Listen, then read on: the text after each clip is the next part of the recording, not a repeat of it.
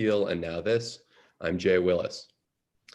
Today, we are introducing a new series within the briefing that we're calling Our Future on the Ballot. Over the next few months, we'll be discussing some of the critical issues with key emerging candidates from across the country. We are delighted this morning to start off with Marie Newman, the Democratic candidate for Congress in Illinois' 3rd District. Marie, thanks a lot for joining us today. Before we get into sort of what you do if you're elected and your agenda in Washington, I want to get a little bit into the background. So 2 years ago, you ran in the Democratic primary against Congressman Dan Lipinski, who's been an incumbent since 2005 and is by most measures the most conservative Democrat in Congress. You narrowly lost that race in 2018 by about 2 points. And this time you ran again and eked out a narrow win. So I want to ask, what distinguished your candidate this time versus last time? What do you think put you over the top?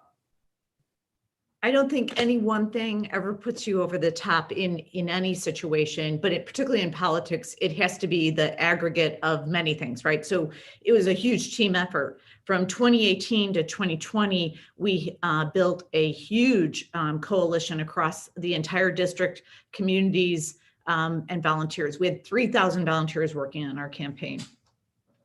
Further, one of the things we got very disciplined about is always owning the narrative and the message. In my first campaign, my what will ultimately be my predecessor, hopefully, decided that it would be a one-issue campaign. And because I was a primary challenger and less funded, it was hard to do. So out of the gate, we owned the message and the narrative every single day. And then lastly, we just started really early. We started in January of 2019 to win in March of 2020. See, there was the first mute mistake. It happened. I brought it. Do you think there were changes within the district that helped contribute to a different result this time around? You know, I think within the political climate? Yeah, a political climate, certainly, and awareness, certainly. People knew more about me, and as much as my predecessor had demonized me, people really opened up and saw that, wow, I have real solutions. We have real ideas that will move us forward, and that they are desperately needed. So I think it was one of awareness and pragmatism, and then also just finding a hopeful path for folks. So as I mentioned, Congressman Lipinski, again, one of the most conservative Democrats in Congress, famously anti-choice.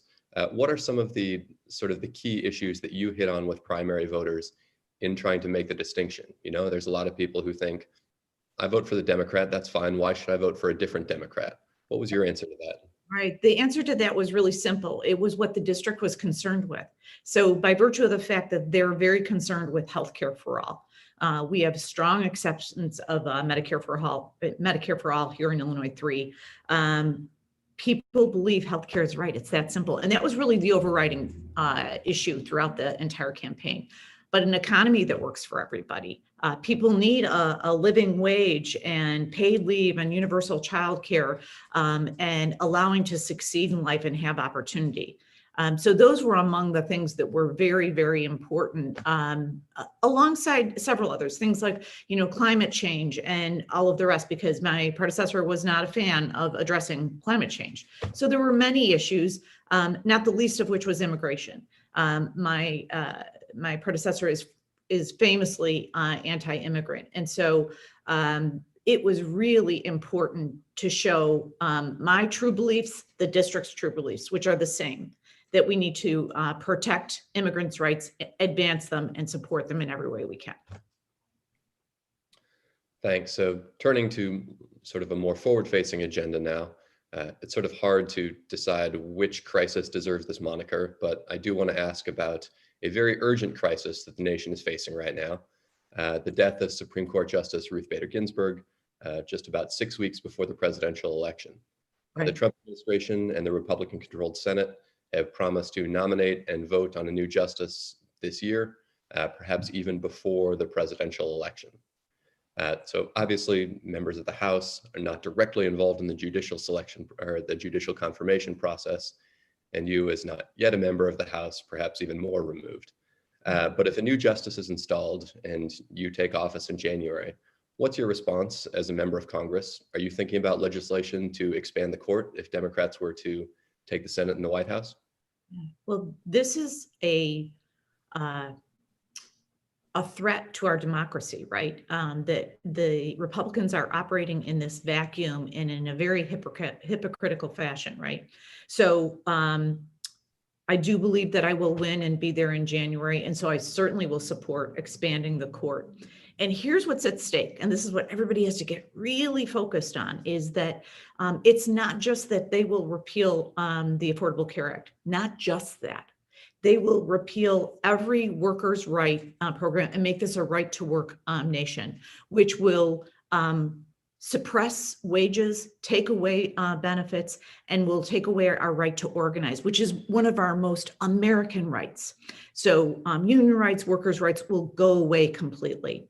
A woman's right to choose, and on, and all of our civil rights. So this is the most American patriotic thing we can do, is to support and make sure everybody votes before or on November 3rd, and make sure that you're helping a Senate race, and make sure that you're asking others to get out and vote.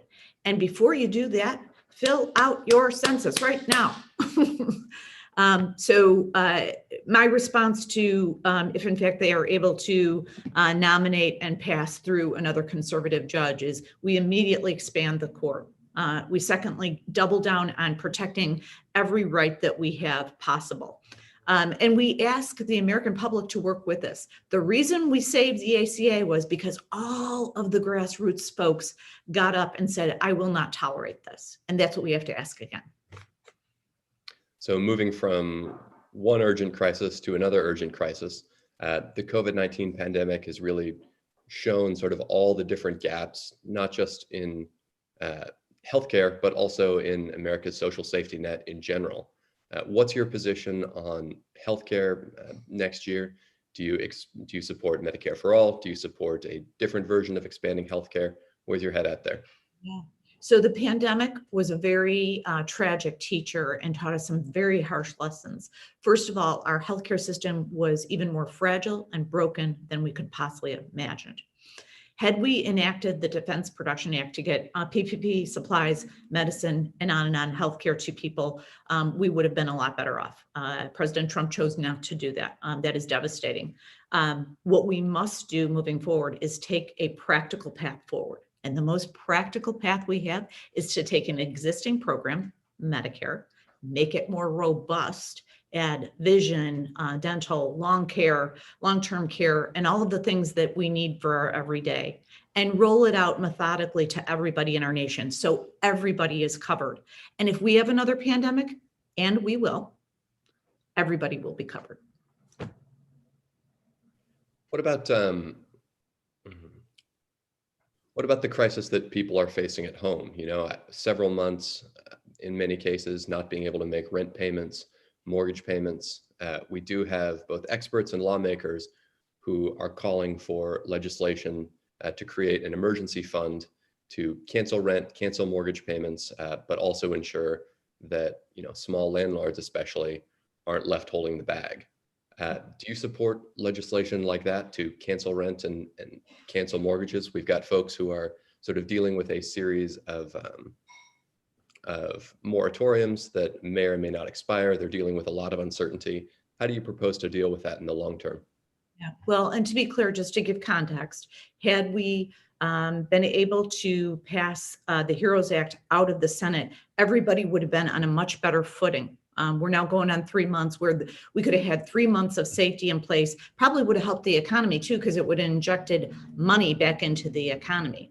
So that's where we were. What we can do moving forward is basically what you itemized, is to make sure whatever relief package we pass next is to make sure that people are safe from evictions, whether it is a mortgage or rent situation, that people have some level of subsidy as an individual, that we support small businesses. Landlords are small business people by and large.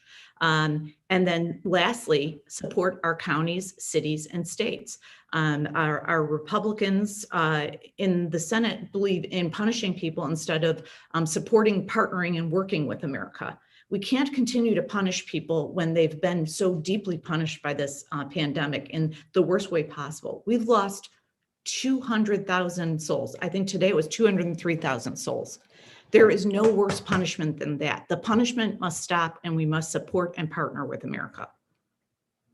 What about longer term economic recovery from the pandemic? Folks have been out of work for months.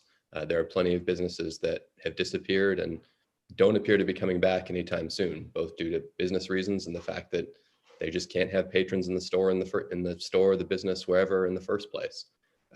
What's your suggestion for how Congress should step in and sort of how it could take charge of the economic recovery? Well, I look back at history, right? And history is an amazing precedent and teacher. So during the Depression, what we did was we put the New Deal together, which was an agreement to infuse capital into our infrastructure and transportation systems. We can do this again. And guess what? You get a twofer with that, because you can detoxify and reduce the carbon footprint we have placed on this earth, and have stronger buildings, better infrastructure, workforce training, and jobs if in fact we implement the Thrive Resolution, right?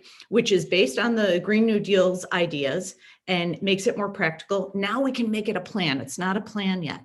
So we inject money into making our highways and transportation systems greener, our vertical buildings greener. All of those things will create jobs and inject money back into the economy.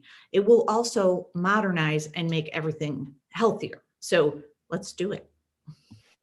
You view that as mutually exclusive, a phrase I can never say, with the federal jobs guarantee. Is that something you'd be willing to support? There have been, I guess, lawmakers who have proposed that sort of based on President Roosevelt's Work Progress Administration in the Depression, which you alluded to.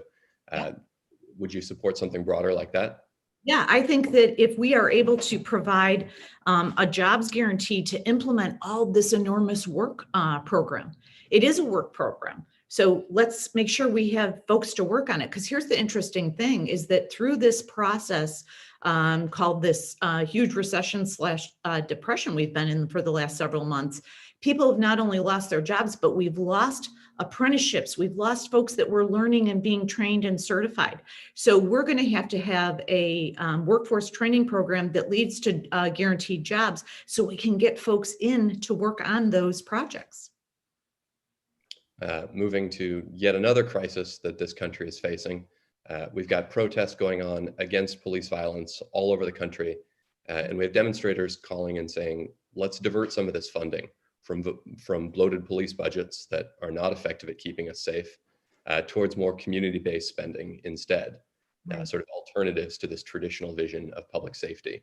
Right. Do you support legislation like, for example, the Breathe Act, which has been proposed by Representatives Ayanna Pressley and Rashida Tlaib, that would provide incentives for states and counties to divert some of their money, to alternative programs instead?